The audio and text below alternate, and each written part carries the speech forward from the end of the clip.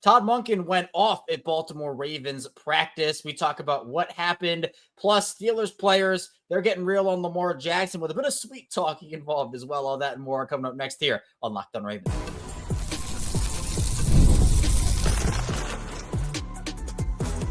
You are Locked On Ravens, your daily Baltimore Ravens podcast. Part of the Locked On Podcast Network, your team every day. Welcome into another edition of Locked On Ravens, your daily Baltimore Ravens podcast. I'm your host, Kevin Oestreicher of Ravens Wire, here with you on the Locked On Podcast Network, your team every day. Thank you so much for being here, making Locked On Ravens both a part of your day and your first listen each and every single day, free and available all podcasting platforms. That includes in video form on YouTube, where you can like and subscribe to the channel, also in audio form where you can follow along and subscribe as well. We're a 5-day-a-week plus more daily Ravens podcast, so we bring you Ravens news, analysis, updates, and so much more. So if you want that daily Ravens coverage, or you know someone who wants it, be sure to keep it locked in here on Locked On Ravens. Today's episode, crossover Thursday of Locked On Ravens, is presented by PrizePicks. Download the app and use code LOCKEDONNFL to win $50 instantly when you play $5. Ravens Steelers Part 2 coming up on Saturday, not Sunday.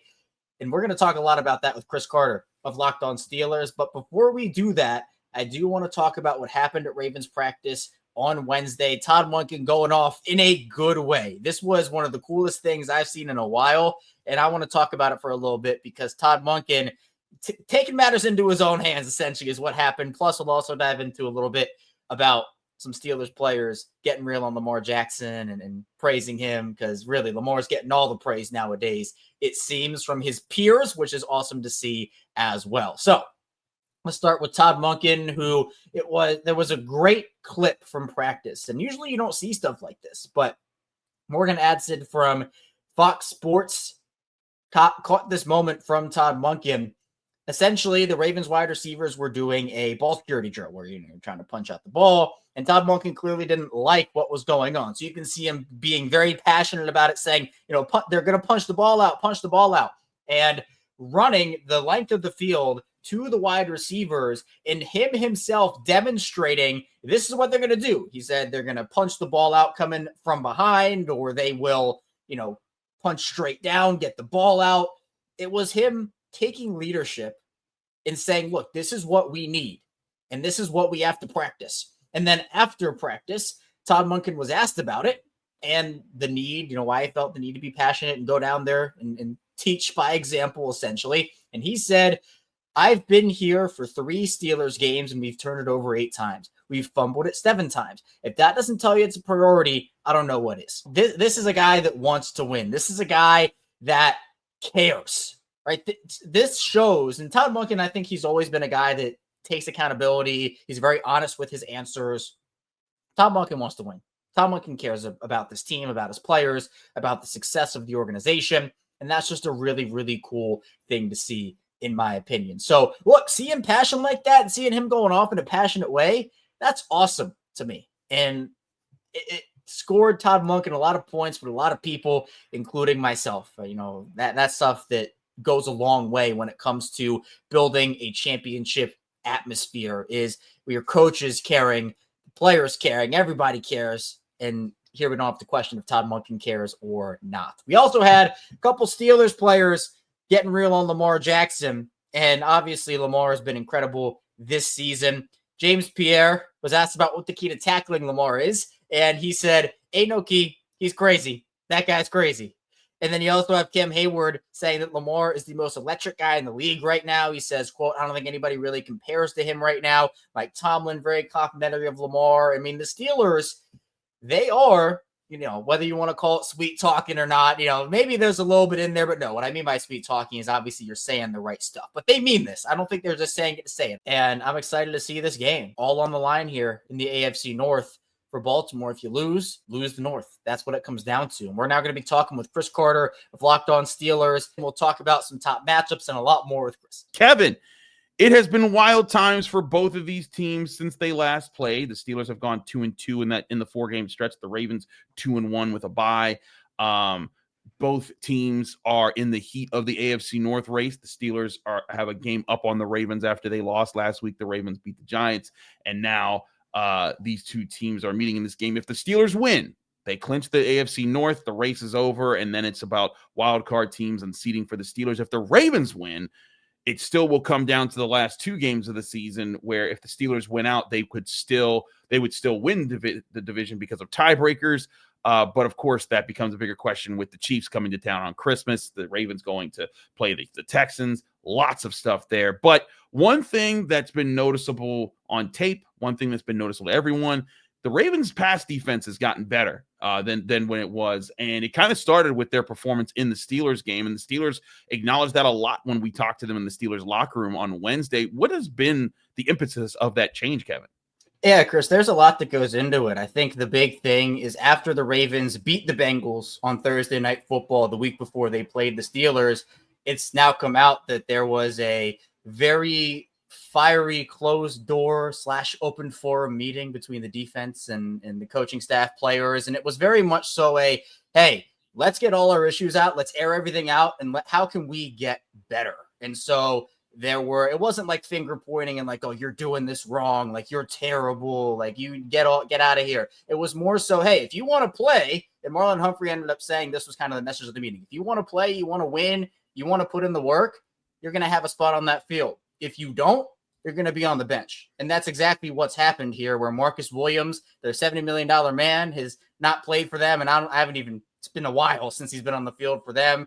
Eddie Jackson, who actually didn't make the trip to Pittsburgh due to personal reasons, and that ended up being he was unhappy with his role. The Ravens said, you're not playing well anyway. See you later. You're now off the team.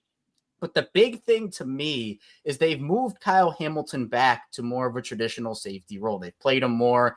It's instead of putting them all around, putting them up at the line, middle of the defense, they've now moved him back. And it's now him and Ardarius Washington is the two safeties for the team. And that, I think, has calmed everything down on all three levels. It is, I guess, redefined certain roles, but in a good way. And I think the defense is playing more free with that, where you're not relying on another guy to do what Kyle Hamilton's doing right now. Hamilton can play anywhere. You can put him anywhere. He's that good. But to me, especially, you're right, the game against Pittsburgh really started this upward trajectory for them. It's been just about building confidence too. And partially the Ravens playing well, sometimes teams gifting the Ravens turnovers, like that Russell Wilson throw in the Pittsburgh game in the end zone. I know he was trying to darn Washington was supposed to go up for that ball, but it just landed in the hands of Marlon Humphrey. And like, hey, that's a momentum play for you. That's great. So it's been a very, very good thing, because a lot of people in Baltimore, Chris, were wondering. It's like, well, the passing offense is great in Baltimore. The rushing offense is great. The rushing defense is great. Well, it's just that pass defense. If they can figure that out, they can be a very dangerous football team. And although you mentioned they're 2-1 before the bye and everything, I still think that this Baltimore Ravens team has done a tremendous job turning that secondary around. I mean, it certainly has been. You look at the lack of explosive plays that they've allowed since that Steelers game, and even in that Steelers game, it speaks volumes to what they're doing there, and they're trying to play to their strengths, and that's sometimes what you need to do. You know, Kyle Hamilton's a big part of this team's future, and letting him play to his strength, that seems like it makes a lot of sense. Moving Marlon Humphrey, inside a little bit more, that allows him to kind of get physical and make more plays like he did in that Steelers game. So I get the sense there that's a big part of this too. And the Steelers are trying to make their own changes. Now, granted, they're coming off a tough loss to the Eagles, but I do think that Russell Wilson started to find himself a little bit more in this offense after the Ravens game. They had a tough week against Cleveland in the snow, short week on the road. Blizzard hits mid game. It kind of changes things. But after that, they light up the scoreboard against the Bengals for 44 points. They outscore the Browns, and they kind of hold back at the end, just trying to run out the clock, 27 points there. But in both of those contests, Russell Wilson against the Bengals hits 10 different guys with passes. Against the Browns, 9 different guys. Now, against the Eagles, that changed up a little bit, and part of it, I think, is because the Eagles are just a really good defense, and George Pickens wasn't in the game, and so that kind of limited what they were doing. But I think that's where this game is going to come down to, is how much improved is the Ravens defense against a quarterback like Russell Wilson, because in the stretch since then, they played Justin Herbert, good quarterback, good passing attack that came out on top.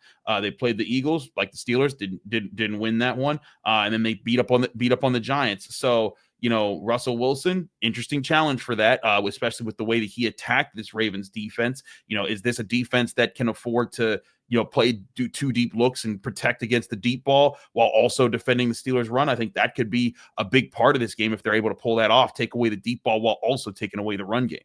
Yeah, it's going to be a huge part for Baltimore, at least, being able to stop any explosive plays the Steelers offense might be able to make. And I know we're going to get into the availability of some of these guys a little bit later on in the show, but on the defensive side of the ball for Baltimore, it's going to be massive. Plus with Pittsburgh, we know that, especially in that Eagles game, Pittsburgh, they didn't play their best football, but they were still in the game with some time left. And I know that people were kind of wondering, is Pittsburgh going to win the game? Who knows? But in my opinion, I think that when these two teams match up, Baltimore and Pittsburgh, and we've been talking for years, Chris, we know this.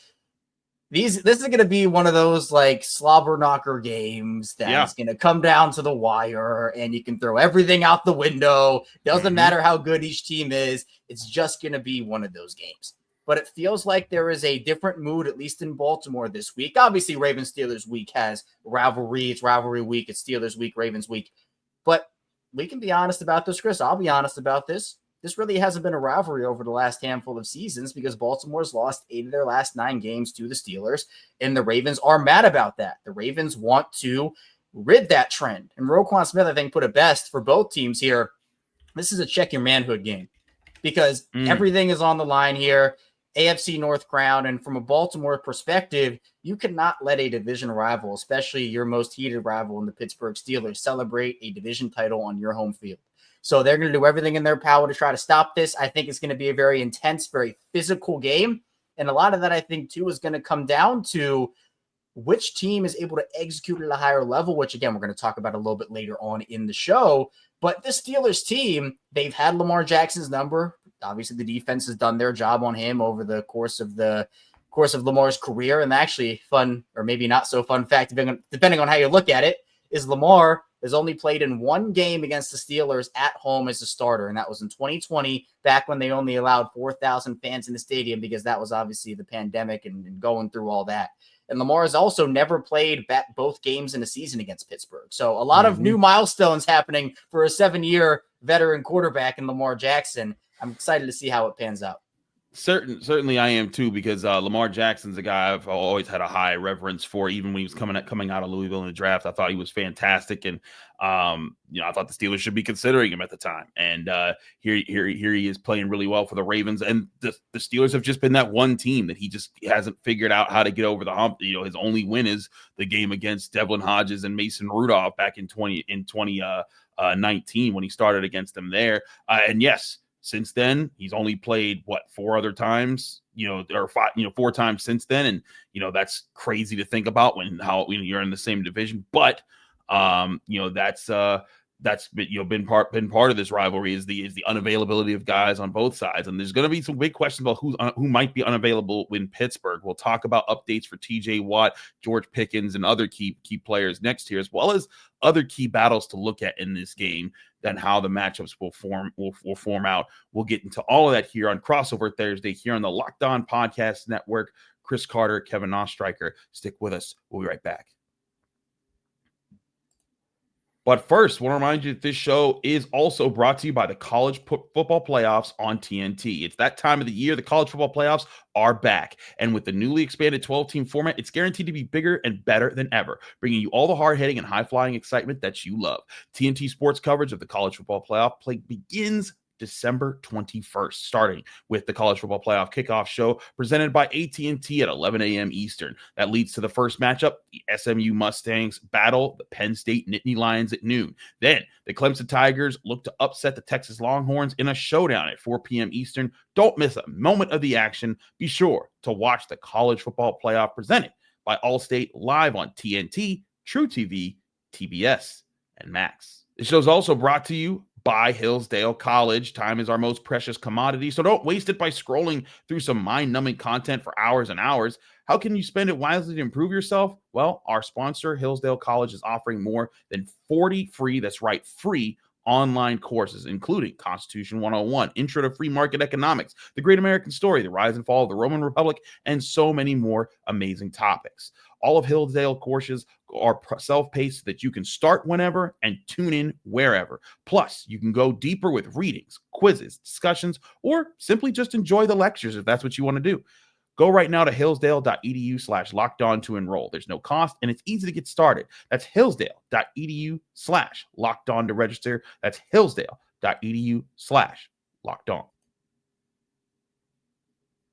Back here on Crossover Thursday here on the Locked On Podcast Network, Chris Carter of Locked On Steelers, Kevin Ostreicher of Locked On Ravens. We're here talking all things in this big rematch. And again, the division potentially on the line. If the Steelers win, it's a clinch. If the Ravens win, they keep the race alive, and it comes down to the last 2 games of the season, where we've seen a lot of hard knocks drama going on. As of course we know, HBO Max or whatever they call it, they've been doing hard knocks in the entire AFC North, and now it's come down to just the Steelers and the Ravens. Kind of old school in how they're the 2 teams vying for the championship in the AFC North at the end of the season. But we talked about how Lamar's missed so many big games in this rivalry. The Steelers are hoping to not miss their best player, and that's TJ Watt. He got injured late against the Eagles. I do think the Steelers got a big break in what it was. It looked like a non-contact ankle or Achilles injury initially. It turned out it was a lower ankle injury instead of a high ankle injury, which was, a blessing. And I can tell you, Kevin, right now, Mike Tomlin seems very confident about TJ Watt's ability to play this week when we talked to him at the top of the week on Monday. And then, the Steelers, they've been working him in. We've seen videos from practice where he's been able to be part of the practices. The Steelers are certainly limiting him, but I think that, TJ Watt, he's not a first or second or third year player who needs to go through reps. They're going to rest him until game day. I do think that TJ Watt will play in this game unless there's some unforeseen setback. However, the big question is still George Pickens, who has not officially practiced this week. We've seen videos of him doing drills at practice, showing that he's still fast, still explosive, but hamstring injuries are tricky. And I think those two being available, that's your best playmaker on offense for Russell Wilson. That's your best playmaker on the entire team. And, maybe the defensive player of the year, people are talking about, he's still in that conversation. On the other side of the ball, that's 2 big factors that both teams have to watch, including also Deshaun Elliott, who's been a really good safety for the Steelers this year. And the Ravens know he used to be over there. Yeah, and if TJ Watt is unable to play, obviously that's a huge loss. Again, from what you said, Chris, seems like he might be able to go in this one. But I am really looking at the George Pickens situation, especially because with this Ravens team and the way this pass defense has played, there's a lot of different situations of, well, if George Pickens plays, that's the guy you have to stop. If George Pickens doesn't play, well, who do you stop? Is it Van Jefferson? Is it Calvin Austin? Who is it going to be? Pat Frymuth's obviously an option in the passing game. You cannot discredit what he can do. But wide receiver wise, I already kind of favor Baltimore secondary, even with Pickens in there. You just have to kind of slow him down. But if Pickens is out, there's going to be so many other things that can go on. So for me, I think that if Pickens doesn't play, that's a huge loss for Pittsburgh. And we kind of saw last week that Steelers passing offense fizzle out without him, because I think he means so much, especially with the lack of depth that they have at that position. No, I mean, one thing that Pickens gives you right away is the ability to throw deep and for him to go win those one-on-one balls.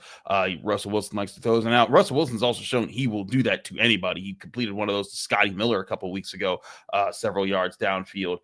Mike Williams has gotten some of those. But having George Pickens forces defenses to honor him, and if they don't, immediately, one-on-one, we're going that way. And if they do, well, know that there's 2 defenders someplace, and Russell Wilson's a smart quarterback. He quickly picks at that, and he will go another way. So injuries playing a big role in this one, but so will, I think, 2 key battles that these 2 teams are facing each other, and that involves turnovers and third downs. Now, last week, the Steelers gave up 10 third down conversions out of 17 attempts on the Eagles. That was the most third down conversions allowed in a single game by the Steelers defense all season. They dropped from being the 2nd best third down defense to being the 7th best in a single week with their percentage points. Meanwhile, The Ravens' third down offense, second best in the league right now.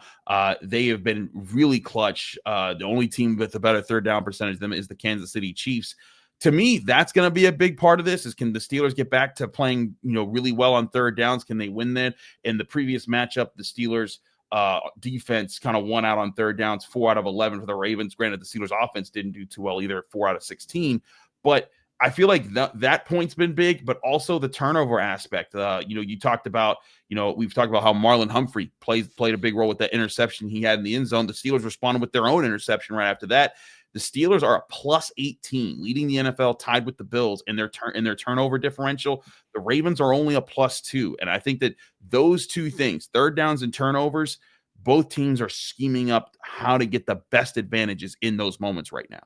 Yeah, and the Ravens are just not a high turnover team, both offensively or defensively. They rank 4th in the NFL and on offense with turnovers, and that's good, by the way, not in the bad way. In the good way, in the sense that they've given up the 4th fewest giveaways in the league. Yes, and then you have on defense, they're not that great. They have forced the 25th amount of turnovers this season. So, to me, the Ravens, if you want to win, it could come down to who has more turnovers at the end of the day here, because it gives your offense more opportunities, and with two very stout defenses, extra possessions could be even if it just means you get an extra 3. Like we saw when Isaiah Likely fumbled that ball at the end of the half, that allowed Pittsburgh to get an extra 3 points. It was a 2-point loss for the 2-point win for the Steelers, 2-point loss for the Ravens. That plays a major role because you don't know how that's going to go at the end of the game. So turnovers are going to be such a big part of this, I think, as you mentioned, the third down conversion ability, because for Baltimore, they have been so good with the third downs this season. And even on fourth down, they're going for it on nearly every 4th and 1, 4th and short, 4th and 2 situation, because you do have Lamar Jackson and Derrick Henry. Now, you have to get in those situations if you're the Ravens. Part of that, from Baltimore side, Chris, is don't commit penalties. Yeah. Just get out of your own way. Just don't do it. Don't let yourself trip up over your own feet, because Baltimore ranks dead last in almost every single statistical penalty category there is this season. Penalties against. I didn't know that. Yeah, it is. I have the numbers. It's penalties against, penalty yards against, net penalties, penalty yards per game, penalties per game. I could go on and on and on. They are 32nd in every single category. They average almost 8.5 penalties per game. They have almost 1,000 total penalty yards against them. And while they're still a 9-5 football team, especially in games like this, Chris, where we know it's going to come down to the wire in some way, shape, or form, a game-changing penalty can happen, especially when, let's say, the Ravens, they get a nice 8-yard run on first down from Derrick Henry. Oh, no, holding. Now you're, instead of 2nd and 2, it's 1st and 20. And that can derail drives. Defensively, even last week, the Ravens walked the Giants down the field with penalties. The Giants scored 14 points. John Harbaugh was very clear, and he was very upset about it. It was very clear that those scoring drives don't happen without the defensive penalties. So they have to get out of their own way, because any team can take advantage of that, especially Pittsburgh. Absolutely. And to our points here, the Steelers won out on penalties. The Ravens had 12 for 80 yards. The Steelers had 7 for 45 the last time these two teams met. And the Steelers won out in turnovers. The Ravens had 3. The Steelers had 1. And those key parts there. And talking about sustaining drives or extending drives with penalties, the Steelers won time of possession by almost 13 minutes in the last game. That's almost an entire quarter of football that their offense got to possess the ball more. That's something that the Ravens cannot allow this time around. And if they do, it plays more into the hands of the Steelers in the way that they want to play football. So that's why third downs, turnovers, and penalties all key to managing this game. And again, a game that both you and I think are expected to go down to the last minute or so, who's going to make the last play at the end of the game. But we get into more of those matchups personnel-wise, who's going to be locking horns in this upcoming matchup. We'll do that next here on Crossover Thursday here on the Locked On Podcast Network. Chris Carter, Kevin Ostreicher, stick with us. We'll be right back. But first, I want to remind you this show is also brought to you by FanDuel Sportsbook, the #1 sportsbook in America. You've heard us talk a lot about FanDuel because they are America's #1 sportsbook. You can bet on the NFL, NBA, NHL, MLB, college sports, fight sports, and so many more things right on FanDuel.com, or download the FanDuel app today to get started.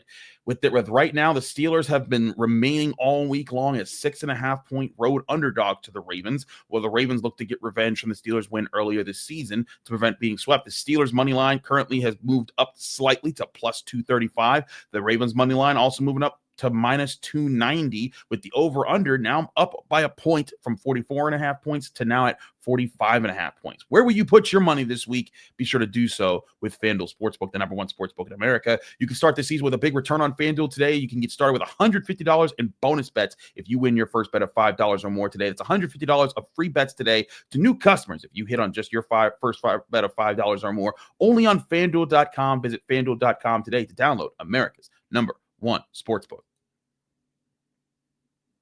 Back here on Crossover Thursday here on the Locked On Podcast Network, Chris Carter, Kevin Ostreicher breaking things down for you on this leading into this Saturday matchup. A reminder, this is a Saturday kickoff, so do not turn on your TV Sunday thinking that you're expecting these teams. It throws off my week, Kevin. I keep thinking Monday is Tuesday. I keep thinking Tuesday is Monday. I'm like, what is happening? Like, everything's different. Mike Tomlin talked on Monday. I'm like, when does that happen for the Steelers? It's been a batty week for sure. For both sides, I'm sure. But I think one thing we look at in this game and we see, like, hey, who's going to make the biggest impact in the game? The Steelers had TJ Watt get a sack in the last time these two teams met. They were able to kind of get the pass rush going. If TJ Watt does play, I think that does play a big factor. But also it's going to play a big factor is Alex Highsmith has been back, and he's been very good as well. I think that's still going to be a big part about this. How have you seen the Ravens offensive line play since their last matchup with the Steelers? Have you seen growth, kind of the same thing? What's been going on with them? Because that's going to be how the Steelers stop the Ravens, is if their defensive front continues to hold down those rushing lanes. Yeah, and I think that Pittsburgh's defensive line is a textbook example of a line that does give the Ravens offensive line issues. They struggle with more physical defensive fronts. Kansas City with guys like Chris Jones over there. Obviously what Pittsburgh brings to the table with their plethora of guys. Philadelphia dominated them from start to finish in the trenches because of just how physical they are defensively. So when there aren't as many physical guys, the Ravens offensive line looks great. And it's really on the interior. Guys like Patrick McCary, Daniel Falele, which sometimes struggle with those physical players. Roger Rosengarten's been incredible as a rookie, really has settled in there at the right tackle position. Ronnie Stanley's had a bounce-back season. He bet on himself, actually chopped the last year off of his deal to bet on himself this year, and it certainly seems like it's going to pay off for him. And then Tyler Linderbaum is one of the best centers, if not the best center in the NFL right now. So the offensive line has had to gel and grow. Certainly was a point of contention at the start of the season, and they've had to certainly go through some downs to get to where they are today. But it's going to be because Pittsburgh's defensive front was able to have some success against that Baltimore offensive line the first time around. And, while TJ Watt might not be 100%, Alex Highsmith missed the last time these two teams played together. And obviously Nick Herbig played a big role in that game for Pittsburgh. So they're able to rotate guys in, keep guys fresh, and you don't lose a ton of physicality when you talk about some of the other players that they have. So I think for Baltimore's offensive line, and part of it also, Chris, is Lamar Jackson is just so good at avoiding sacks, where you're never going to look at a Lamar Jackson-led team. It's never going to really be a high sack number. Mm-hmm. It might be a little bit, but we always see Lamar break out to the outside, juke a guy, go up the field, roll out in the pocket. So it's always a multi-step process to actually bring in Lamar down. You have to actually get past the offensive line, and then you have to find some way, somehow, to bring down Lamar Jackson. But overall, I'm a little concerned about the physicality of Pittsburgh's defensive front, but I do think that if they can find a way to overcome that, they'll be in decently good shape. I think that's certainly a big part of this matchup is can you keep them from taking over the game? Because so often they do, even when they don't bring you down for a sack, if they move you from your launch spot, if they force you to get off rhythm, and if they don't allow Lamar Jackson to turn, in some of his crazier plays, like when he runs around for 2 minutes and then throws a touchdown like he did against the Bengals, if you keep those plays from happening, you kind of force Baltimore have to earn everything they get. And I think that's how they've done it. And that's something that we asked Terrell Austin, Steelers defensive coordinator, about, is like, hey, how much of this is scheme versus just like you guys just happen to have this is a great time to have some great edge rushers. And he's like, listen, he's like, yeah, we can take credit for all the scheme we want, but TJ Watt's a game changer. And, the fact that he's usually available for this game plays a big reason into why we win these games a lot and, why we have won those games. And so that's where the Steelers are coming from when they're talking about it. But, on the flip side, the Ravens had their own crasher, the game, and Odafe Owe, who took over the game for 2.5 sacks in this one. I see it as a questionable designation there, Kevin. Is that just a precaution for a light injury, or is that something of concern? Yeah, I think it's probably more of a precaution at this point. I think when you're looking at Baltimore's injury report, 4 did not practices in Nelson Aguilar is dealing with a concussion. Jalen Armour-Davis, one of the backup corners, he has a hamstring injury. Then you have Justice Hill, who for personal reasons didn't practice on Thursday. He was available on Wednesday. So depending on what that situation is, we'll see his availability. And then Deontay Johnson, former Pittsburgh Steelers legend, is not practicing again. Yeah, there you go. After he, again, refused to enter the game against Philadelphia. And that's been a whole topic of conversation surrounding him and whether he'll be released, whether they'll keep him on the team. And he's the other guy. But for Odafe Owe, you have some other limited people here as well. Rashad Bateman with a foot injury. Adisa Isaac, he actually was a full participant on Thursday after being limited on Wednesday. Ardarius Washington, their new safety, is limited twice with an ankle injury. So I think this is just you're going to be more cautious, Chris, I think, when you have 3 games in 11 days. I mean, you're going to probably be a little more conservative in terms of, we might just rest you instead, get you the extra rest to make sure you're all good because they have another game coming up after Saturday on Wednesday. Both these teams do. So I'm not, in terms of who the biggest player that might miss this game for the Ravens, I guess I would call it Nelson Aguilar because I think apparently Justice Hill situation, depending on what it is, he'll probably play. So Ravens are in a pretty healthy spot right now. Hopefully it stays that way. But of course, it's the NFL and you never know how that goes. You never know how that goes. I mean, heck, the Steelers thought they had George Pickens ready to go a couple weeks ago, and then he just, pulls a hammy on the Friday before the game, and now he's missed 2 games, and they're wondering if he'll miss a 3rd game, maybe even a 4th game if they're trying to protect him for the playoffs. I think that's another factor here is that whereas this stretch is rough, the Steelers are clinched in the playoffs. The Ravens have like a 99% chance of making the playoffs right now. So, I think both of these teams are also looking at this yes, you wanted to win the division, but you also don't want to put anyone on the line because both of these teams, I think, feel like right now, they can go be dangerous in the playoffs and beat some of these good teams in the AFC. I mean, the Ravens have already done it the way they whooped up on the Bills. The Steelers, they're 4-1 against playoff teams this year. I think that's certainly something that they're considering is, hey, this 3 games in 11 day stretches, don't need to kill yourself over this. You just need to get through this for the most part healthy. Do you want to win those games? Don't want to pull people back if they can play. But I think that's certainly in calculation here. But I want to finish on this point that you brought up here about Deontay Johnson, because I feel like that is one of the things that when that trade happened between the Ravens and the Panthers, I immediately went great. Now we're going to have to talk about this every time for the next, however long that he stays in Baltimore, that he's going to play against the Steelers. And then in that first game, he's like a non-factor entirely. And then he's a non-factor entirely for the Ravens. And then I cannot believe that you choose to not go into a game and, and now it's like the team they've mutually agreed to not participate in activities, which, if they're not cutting him, that tells me they're probably not doing so because they don't want him to just be snatched up by the Steelers and thrown in their receiving department. Granted, I'm not sure if the Steelers would do that, considering you were not a good teammate in Carolina. You were not a good teammate in Baltimore. And that's why they traded him away from Pittsburgh, was because they were like, let him, we'll take on Dante Jackson, who, by the way, has 5 interceptions this year. It's been a whirlwind, and the fact that we are talking about this much drama here in Baltimore for a player that's been so unusual. He's been on the team for I think now it's 2 months or just under 2 months. It's crazy. You're right. It's unusual for the Ravens, and they can survive without him. Obviously, Baltimore needed a depth wide receiver at the deadline. I don't know if they thought a guy like Deontay would be available for so little because he is a talented player on the field. He is. But as you mentioned, there have been effort issues. There have been questions about his fit in locker rooms. And now it's 3 stops with 3 problems for Deontay. And the thing that I keep bringing up, Chris, is if you're a young team, you have a young wide receiver you want mentored, a young quarterback you want mentored. Are you bringing Deontay Johnson into your locker room after having 3 separate incidents in 3 separate organizations? I don't necessarily completely agree with how Baltimore used him. I think he should have been on the field more than they actually did use him. But once you quit on your team, it opens up a whole different can of marbles. It just, that is something you cannot do. We obviously have seen it in San Francisco. Yeah. And it's a different approach. Obviously, San Francisco has been very clear. They're just roasting them. You should. Left and right. Yes, absolutely. Absolutely.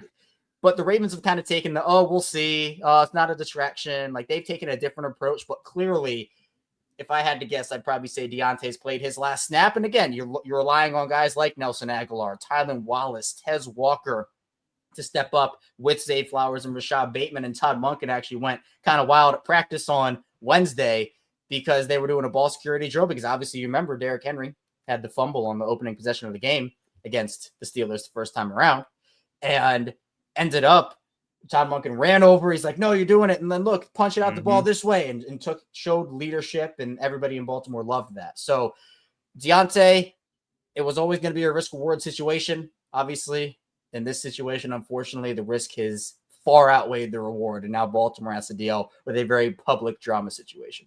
Chris is great. Always appreciate his Steelers insight, and be sure to check him out over at Locked On Steelers. That's all I have for you here today, though, on Locked On Ravens. Thank you so much for tuning in to the show. Coming up tomorrow, we're going to be rounding out the week with more Ravens content. So on the way out, hit that like and subscribe button in video form. Follow along in audio form as well. 5 days a week, both audio and video. Are not missing out on any content there.